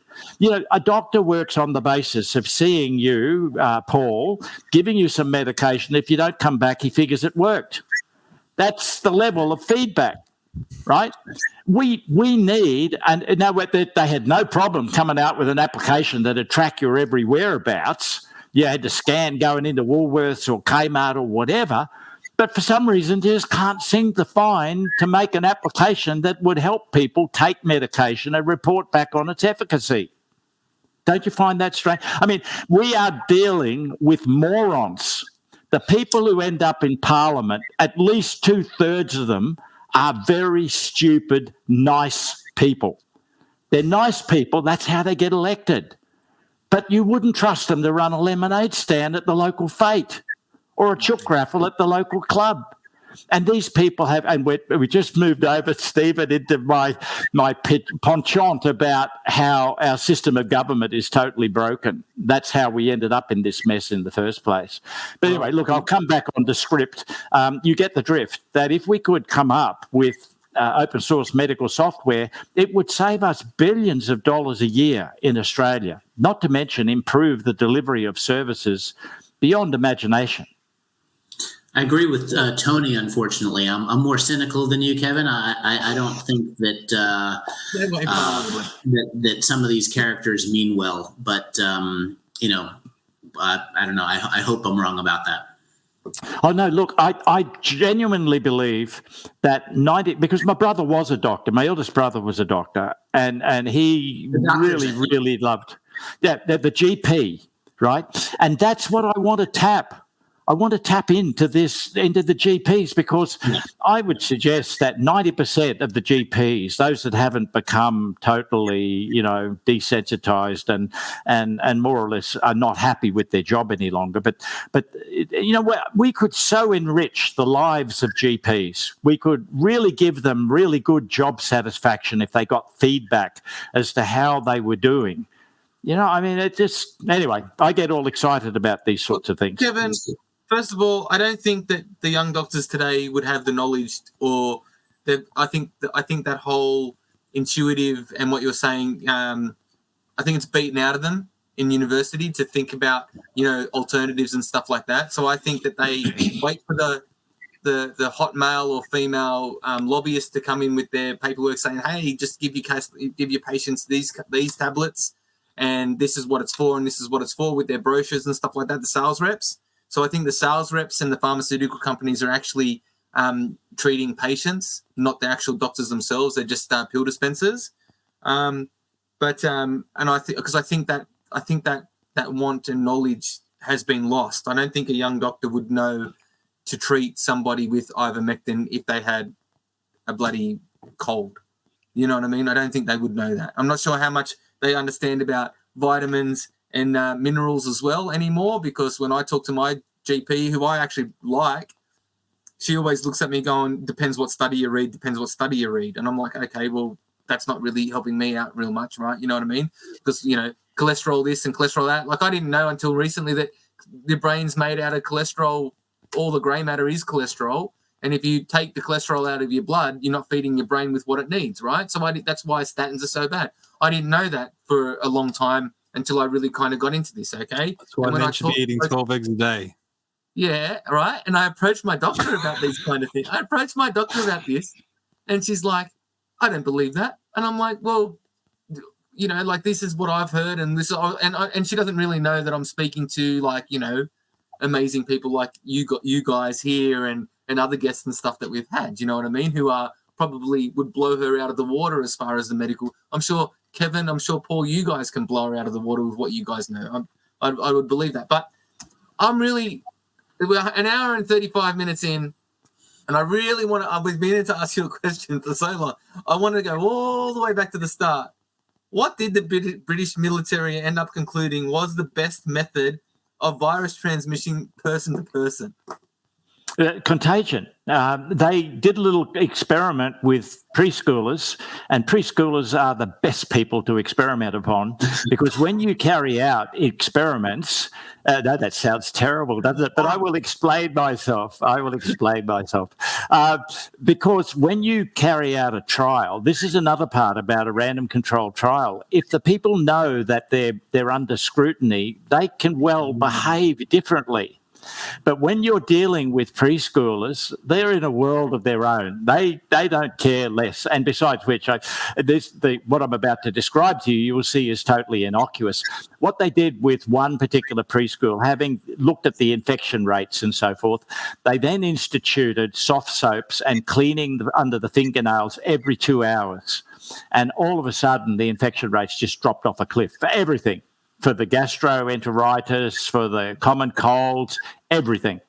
And that's so they said, look, the majority of the spread is through contagion. Now, even imagine, for example, I do a big sneeze and I'm at a conference, and now my mucus from my nose with viable viral is now all over my plastic folder and over the desk in front of me. And then I hand my plastic folder around and people touch the plastic folder, and then they rub their nose or rub their eyes, and poof, and that's how you get a super spreader event. When people go to the toilet, they touch the handle on the thing, and someone else comes along and touches it. And when you shake hands, you know, if you've sneezed into your hand, or if you've just touched something that's infected and then you shake hands, you've now passed the virus with nutrient to somebody else. Yes, Paul? Can I ask a question, Kevin? So COVID it was engineered to be different. The furin cleavage site, PRRA, and also there's another difference about it. Oh, now that it's non-seasonal, which is fairly unique in that type of bug. So is it fundamentally different in its method of transmission because of what they've monkeyed around with? So is it aerosolized contagion, and why is it not a seasonal disease like the other diseases? That's a good question in terms of why isn't it seasonable? The reason is that when they fiddled around with it, they made it ideal for the ACE2 receptor. And so you don't have to have a subturating nose and changes in humidity and stuff like that. In other words, you can get it a lot more easily. By the way, the people, and I can speak from experience, but I used to be at Duntroon and we would have a really, really hard end of year exercise and so forth. And of course, we had our end of year's exams and so forth. And then I would hitchhike home and be with friends up at Noosa Heads. I didn't have a family, so I had a surrogate mother sort of thing. And this beautiful family looked after me. And I would come down with a bloody cold. And that is a common story. If you are, basically, if you've worked yourself really, really hard and so forth, your immune system's down, and then you go and meet somebody and travelling in a car, hitchhiking up from Canberra to Brisbane and then to Noosa Heads, there are plenty of opportunities. So people do get colds during the summertime. You've heard the term summer cold, no doubt. Have any of you, by the way, had a summer cold? What about you, Stephen? Have you had a summer cold? I just want to challenge you on that there, Paul, because, sorry, Kevin. Yeah, go. I thought it was more to do with, like, if you're busy all the time. I know in my industry, a lot of the time, the guys are working hard every single day, and then they go, and what was that? Are you going to mention cortisone? No. Sorry. Okay. when you stop, from what I've heard in the past, is you might have viruses and things within you, but your immune system is so run down from you working so hard that when you actually stop and take a holiday, it's the time where your immune system can catch up and then attack those viruses and things inside you. And it's the immune system making you sick, not so much the virus. Is what do you have to say? Well, there are a couple of theories running around. One is that cortisol in your blood lowers your immune system. It's something that your body puts out for you to be able to put out that extra effort. The next thing with me was that we had the graduation ceremony and grad ball, and we were, basically, passion with girls and all the rest of it. And so there was plenty of, bodily fluids being exchanged of various natures. So you were well and truly being social and meeting a whole lot of strangers. I wouldn't say strange people, strangers. So there was plenty of opportunity there for you to catch something just before you then went out in your battle dress and was hitchhiking home or whatever the hell you wore. We used to wear uniform because people were more disposed to picking us up at the side of the road if we were wearing an army uniform. So, yeah, there's all manner of things, but just coming back to, look, I think that the reason that this thing's not seasonal is a couple of reasons. One is also that we're talking of people who have now been injected, and I believe that a lot of them are exhibiting the symptoms of COVID-19, even testing positive because the rapid antigen test is detecting that antigen, but they're actually suffering from their injection. They're actually excreting S protein from their cells, and that's making them quite sick. And the S protein is the thing that makes you exhibit all of the symptoms that COVID-19 gives you: myalgia, sore throat, runny nose, inflammation, all those sorts of things. That's what the S protein does for you. So, yeah. Okay. Well, look, there was one other thing that I can talk about, and that is that they did an experiment where they put two rats in two cages separate. They gave one rat the common cold, and they passed the air from the rat that had the common cold over to the rat that didn't have the common cold, and the rat that didn't have the common cold didn't get sick. The S protein, in fact, the coating on a virus is actually quite fragile. If it's not perfect, it won't react. And you should look into I've just looked at a whole thing on electron microscopy and the S protein, and it's really fascinating stuff. But if any part of that S protein gets damaged, it will not react properly with the ACE2 receptor. It needs to react properly with the ACE2 receptor so that the RNA is passed through the cell wall into the cytoplasm to start the infection. And if that reaction doesn't go in absolutely according to script, then the person won't get properly infected. You must probably get something else. So yeah. Okay, Kevin. Well, we're getting really late now. We should wrap it up. Unless people in the comments want us to keep going, let us know. But to take things back to the beginning, because I know Paul wants his reassurances. He wants to be reassured by you about this Geert Van Den Bossche, who's a virologist, and he's saying that you should never vaccinate during a pandemic, and if you do, you get this antibody. He's absolutely right. But you're saying that because the vials of the vaccine were so poorly handled, most people didn't get the actual true injection. Real deal. It didn't work to the extent that it should have. But if you keep on taking injections, it's like having bullets in a revolver. Eventually one will end up in the right place and bang, you're gone. Now, my son-in-law's parents both got injected at a high-quality medical facility, so I think they got the real deal, regrettably. Yeah. Okay. Would have been better off getting it in a Bunnings and getting your hot dog. Absolutely. Yeah. So, but look, to cap that off, Geert Van Den Bossche is absolutely correct in my opinion. And look, I don't know anything like as much as that man does. But when somebody like that, who's not being paid by Big Pharma, gives you an opinion, like that, you take note, take it very seriously. And he's backed up by Dolores Cale. And Peter McCulloch feels the same way, but is not so extreme in his prognostication. It's not looking good, guys. And as I said, we're running at a 10% plus excess mortality. And we're now got a 24% infertility. We could be extinct in 50 years' time. Yep. That's a big fear. That's a big thing. I've got one more question for you too before we go. Then, so we discussed how complex and how amazing the human immune system is, and how strong it is, and we've evolved over a long period of time. Do you feel that?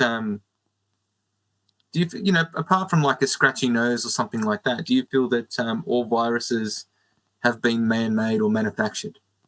No, I don't. No. I've also listened to people who have theorized that there's no such thing as viruses. That's like telling me don't believe your lying eyes, because I just watched a involved chap showing me a electron microscopy of all of these various nucleotides, base, like AGCT.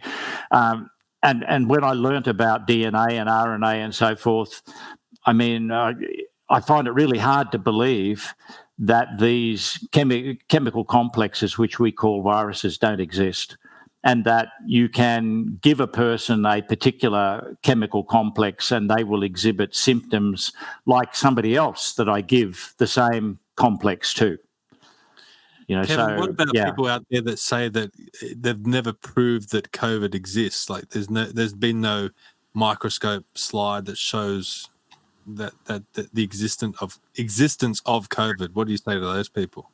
I can only say that there is a coronavirus. It may not be as people have described it, and it makes you uniquely sick.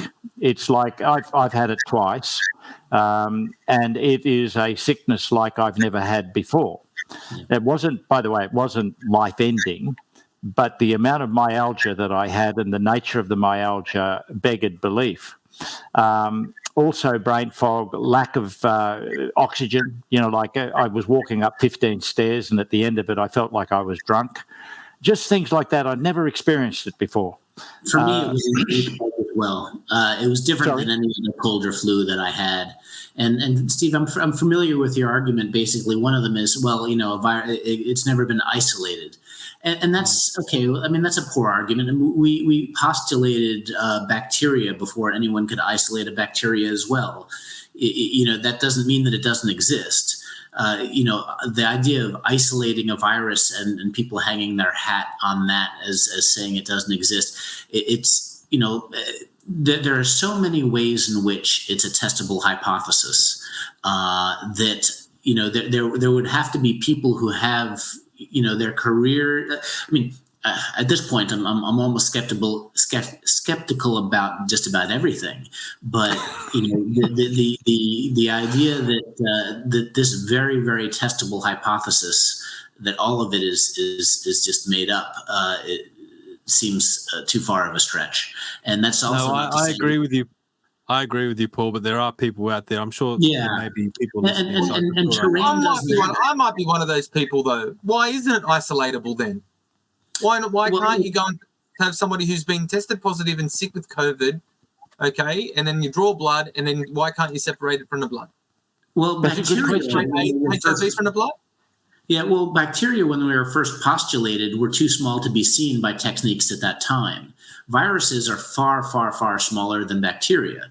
So kind of finding one in isolation, and also they don't live unless they're they're not technically alive. They only can transfer genetic material when they're inside of a cell. And so you're talking about something that is at kind of the very limit of detection. Am I correct, Kevin? Yeah, and I could get the cold. You could do what you just described, and they have. They get my blood, and they're able to see a coronavirus. They put it under an electron microscope, and the molecules are unbelievably complex. They just run for. I can't even describe it. You need to see it. And I can't be sure that is COVID-19. I mean, I can look at it and say, well, it's a coronavirus and this person got sick from that, but I can't be sure that that's COVID-19. How they do sequencing, genetic sequencing, I've got no clue. But it would seem to me that you should be able to isolate that particular molecule and then perform some form of genetic sequencing on it.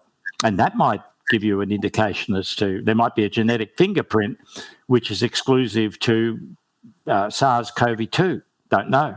My understanding is they destroyed all the data in China when it hit the fan.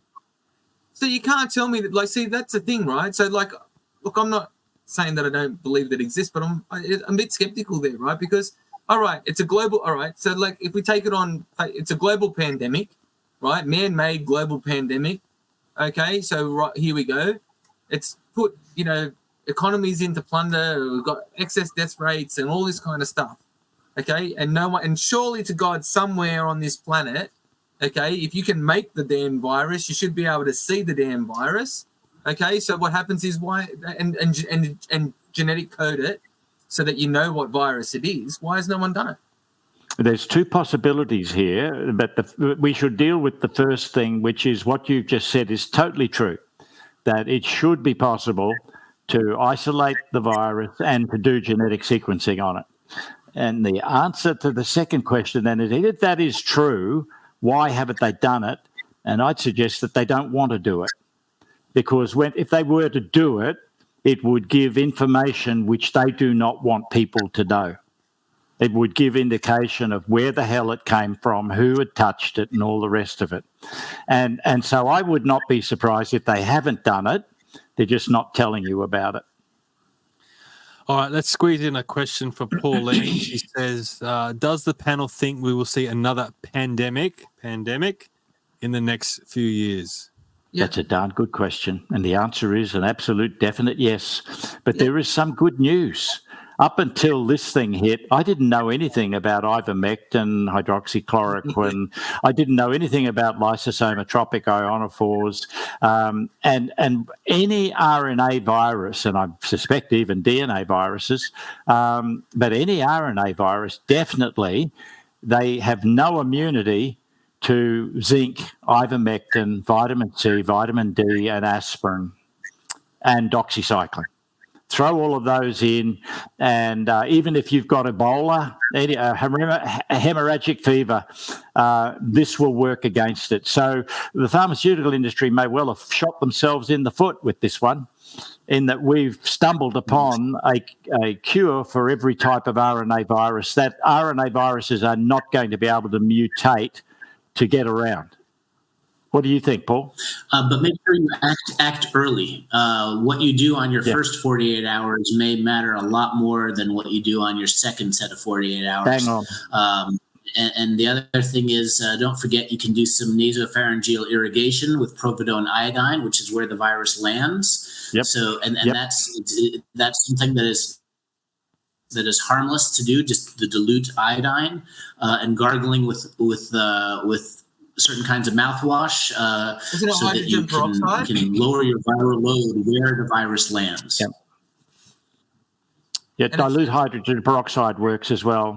And Trump wasn't far off, you could use sodium hypochlorite, dilute sodium hypochlorite, that's bleach, in a, you put just a droplet of it in a glass of warm water and irrigate your nose. You most probably will find you've done it now, Kevin. You've done almost 2 hours, and then right at the end, that's when the guardian is this old psycho is talking about drinking bleach. No, but Paul's right. Providine iodine and Adam's right. Hydrogen peroxide. Any of those sorts of agents, oxidizing agents, will kill off the coronavirus. And that brings us back to the fact that it is quite fragile. And that's why you pick it up from contagion. You rub your eyes, it goes down the lacrimal duct into your pharynx region, and it sits there for days. We know it sits there for days before it actually makes its way down into the lungs and so forth. And that's when you can stop it dead. That's according to Peter McCullough. Yeah. Using the irrigation. Yeah. Okay. Well, but thank you very much to both Paul and Kevin. If you want to learn more about everything that Kevin's been speaking about tonight, you can head to kevinloughrey.com.au. There's a wealth of knowledge on here. Just click the COVID-19 tab. That will take you to everything that we spoke about tonight, but also inform you on all the other information that Kevin has on his website. Even I haven't had a chance to go through it all yet, but there's a lot of information on there. So much reading. And I'm sure there's a lot more information floating around in Kevin's brain as well, which is scary. Yeah. So we will no doubt have Kevin back on the show again, as we will have Paul back on the show. Next time, I promise we're going to talk about the system of government again, Kevin, because that's a good one. We always get stuck in with that. Well, that we're in this mess we are in because of a very, very poor system of government that we have operating in this country. And that's a fact. If we had a high-quality politicians and if we had a structure of government that did not give these politicians the sort of power that they have, if we had a proper separation between the legislature and the executive and the judiciary, I emphasise the judiciary, then a lot of the problems that we have experienced would not, or it would at least reduce the probability. It may not stop it because corruption knows no bounds, but if we had a system where we elected our Governor-General and the Governor-General was separate from the legislature, and if we elected our Attorney-General so that the judiciary was absolutely separate from the executive, you've seen when we go to court, we get no satisfaction from the courts, and that's because the courts are controlled by the politicians, by the attorney generals in each state and federally. Anyway, that's talk for another day. I might have some good news to offer in that regard too. You never know. Awesome. Very good. Paul, do you have a final comment or question? No, I appreciate the talk and the interview. Thank you very much to all of you. And thank you, Paul, for being on. I've really enjoyed it. And please come on again with me. I love it. Thank you. I want to get, we need to get Paul his own shirt too. We need to get him like the Rocket Man or something like that since he's been from NASA. Paul the Rocket Man or something like that. You know, we need to get him his shirt design. Come on, Stephen. You're the shirt designer out of all of us. You were meant to be the shirt designer. I'm just picking up your slack. What's going awesome. On? Like, oh, no. You're a sign writer by trade and all this sort of stuff. Sorry, guys. I'm letting the team down. I know. I really have. I've let the team down. I'll have to pull something out of my hat. I'm jumping on the Fiverr. For everyone listening, make sure you jump on and get your tickets to the Environment and Energy Forum, June 2nd at the DYRSL. Paul's going to be there. Kevin's going to be there. Adam's going to be there. I'm going to be hosting it. And you'll have plenty of time to mingle with the audience and our special experts and guests, and you'll get to go up to Paul and go up to Kevin and go up to Adam and myself in person. And if you want to ask us any questions about tonight's interview or anything else, you're welcome to do so. It's only $20. The link will be in the show notes. To head to the Eventbrite, and I hope to see you all there. It's going to be a great event. But as for tonight, thank you, Paul.